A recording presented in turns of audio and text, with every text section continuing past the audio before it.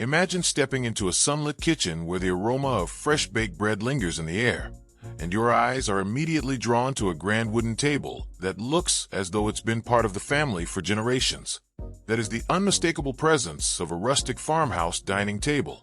It isn't just furniture, it's an anchor, a steadfast witness to laughter, conversation, and the unhurried rhythms of shared meals. With thick plank tops worn smooth by time and heavy, sturdy legs that seem to promise permanence, these tables bring warmth and authenticity into any dining space, turning simple dinners into moments worth remembering. The heart of a farmhouse table lies in its wood, often reclaimed, sometimes freshly milled. The boards tell their own tale. You might see deep, weathered grain lines where nails once held hay bales, or faint sawmill marks from the days before precision machinery smoothed every surface. Reclaimed oak beams, pine floorboards, or even salvaged barnwood. Each species brings its own character. Pine tends toward honeyed gold, soft to the touch but full of personality in its knots and streaks. Oak is darker, denser, with grain that pushes through finishes like a mountain ridge in miniature. Maple reads cooler, creamier, and can bring a sense of calm brightness to a room. When you run your hand along the edge of a farmhouse table, you feel not only the wood's warmth, but the memory of decades. The echo of horse hooves on barn floors, the scrape of winter boots, the calloused palms that once lifted those boards into place. Constructing a true rustic farmhouse table is part art, part strength training. The classic design features a thick tabletop, often 2 to 3 inches deep, supported by chunky legs or sturdy trestles. Mortise and tenon joinery is the gold standard. Classic carpenter's craft that locks legs and stretchers together without nails, relying on wood-on-wood snugness. You can see the joints on many farmhouse tables, capped with wooden pegs that add a decorative flourish while holding everything tight. Sometimes designers keep these pegs intact. Other times they remove them for a smoother look, but the secret of the table's solidity remains anchored in centuries-old technique. Underneath the top, broad stretchers run lengthwise or crosswise, tying the legs into a rigid frame. On some tables, a single heavy beam spans the length, its raw edges left intact, echoing the irregular lines of a live-edge board. On others, a pair of pedestal legs, each one shaped like a flour sack turned upside down, meet in the center with a crossbar for extra stability. Many farmhouse tables also feature thick apron rails just under the tabletop, protecting the edges and hiding hardware. All of these elements, thick boards, robust legs, cross stretchers, combine to deliver the unmistakable sense that this table will stand firm under the stomp of little feet, the sway of chairs, and the heaviest holiday feasts. Finish is where personality really comes alive. Some farmhouse tables are left utterly raw, planed only enough to remove splinters, then sealed with a coat of matte oil to let the wood breathe. Others embrace distressed paint washes, a coat of chalky white that's sanded back at corners and knots to reveal the warm wood beneath, giving a time-worn look that's equal parts patina and polish. Driftwood gray is a popular choice, echoing the sun-bleached boards of old fishing shacks. Deep espresso or rich walnut stains bring out grain depth, making every swirl stand out like a brushstroke. A high-quality polyurethane topcoat can protect the surface from spills and scratches while maintaining a rustic matte sheen. Perfect for those who want durability without shine. Dimensions matter too. A classic family farmhouse table might be 8 feet long and 3 feet wide, seating 8 comfortably, 10 at a pinch. A smaller footprint might be 6 by 36 inches, ideal for a cozy breakfast nook or apartment dining area.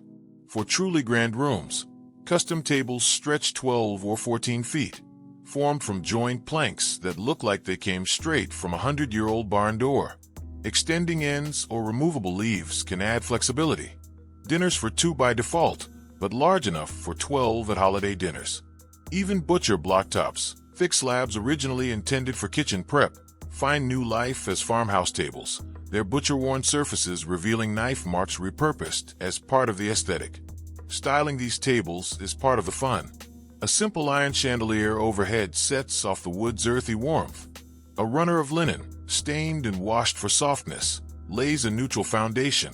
Mason jars of fresh-cut flowers add a bright note, while woven baskets tucked underneath can hold blankets or pet beds. Benches instead of chairs amplify the communal feel. A long wooden bench on one side, stools on the other. Benches nestling neatly under the table when not in use, perfect for smaller spaces. Or you might mix bench seating with mismatched chairs, painted spindles, ladderbacks, or rush-seated stools, each echoing the table's rough-hewn charm in its own way. In open-plan homes, a farmhouse table can double as a kitchen island. No stove or sink, but a generous prep surface that invites kids to do homework beside the cook, guests to linger over wine, and family to gather on the other side for morning coffee. That versatility is why so many modern designers incorporate these tables in contemporary kitchens. The juxtaposition of a sleek LED pendant light above a rough-sawn slab creates a delightful tension between old and new. Caring for a rustic farmhouse table is simple but ritualistic. Spills wipe up easily with a damp cloth if caught quickly. A periodic re-oiling keeps the wood nourished and guards against drying cracks. For deeper cleaning, a mild soap and water mix does the trick. Scuffs and scratches. Some makers leave them as badges of honor. Others gently sand and re-oil the specific area, blending the repairs so smoothly no one can tell.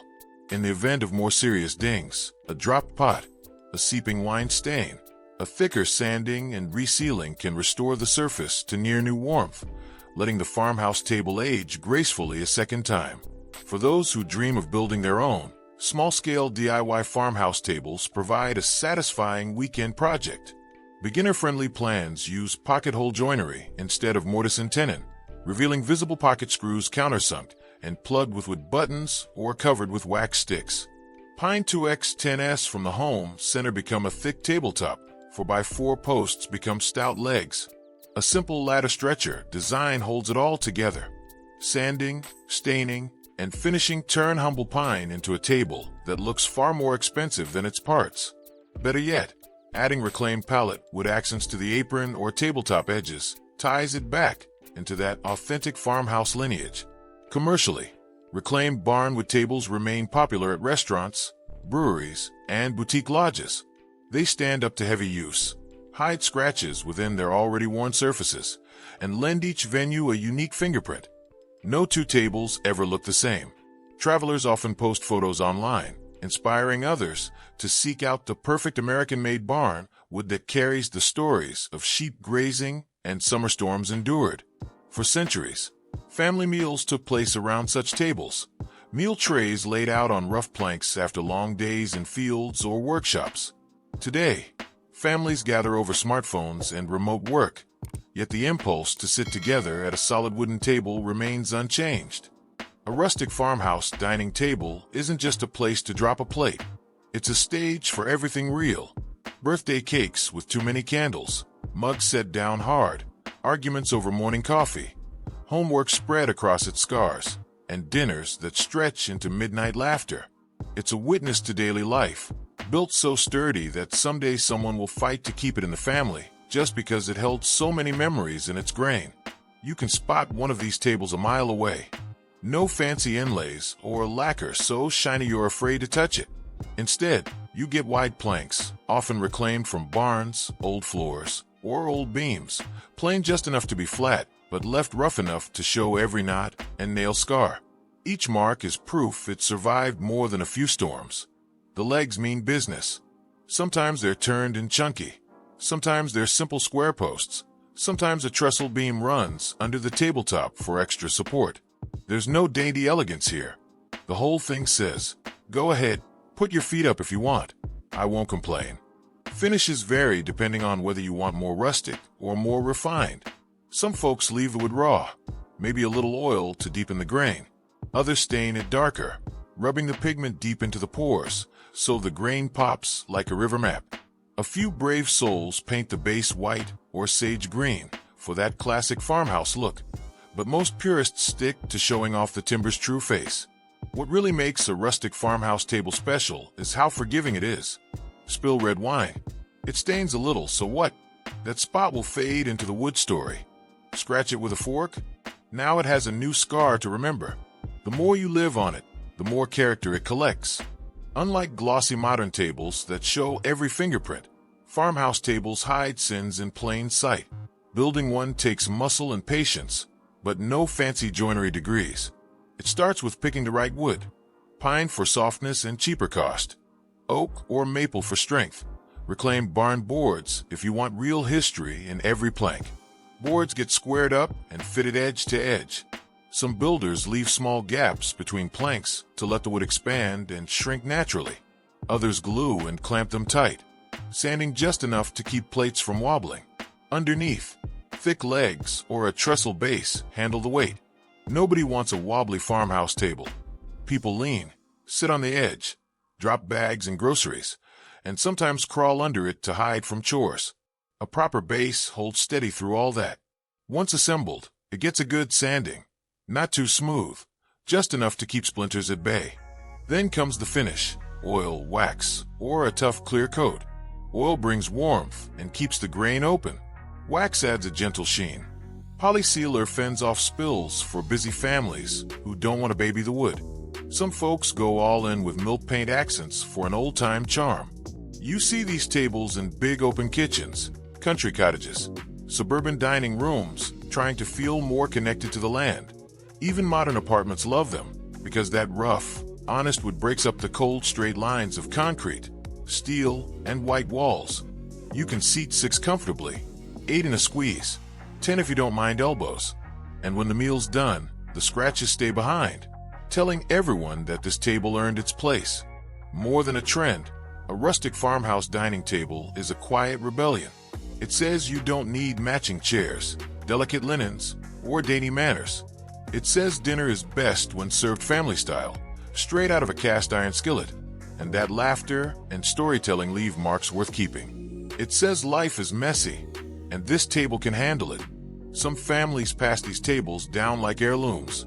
They move from one kitchen to another, from parents to grown children, collecting more dents, more stories, more candle wax drips that never fully sand out. Some people even build them themselves, a weekend project with a couple of sawhorses, borrowed tools, and an old barn door cut down to size. The result might not be perfect, but it's honest, and in farmhouse furniture, honest beats perfect every time. So if you want a table that looks better the harder you live around it, forget the delicate modern dining sets. Pick solid boards, wide as you can find. Bolt on sturdy legs. Oil it up. Then gather everyone around, pour something strong, and let the good times spill literally, because a rustic farmhouse dining table is never ruined by stains. It's only ruined if nobody sits down to eat at it.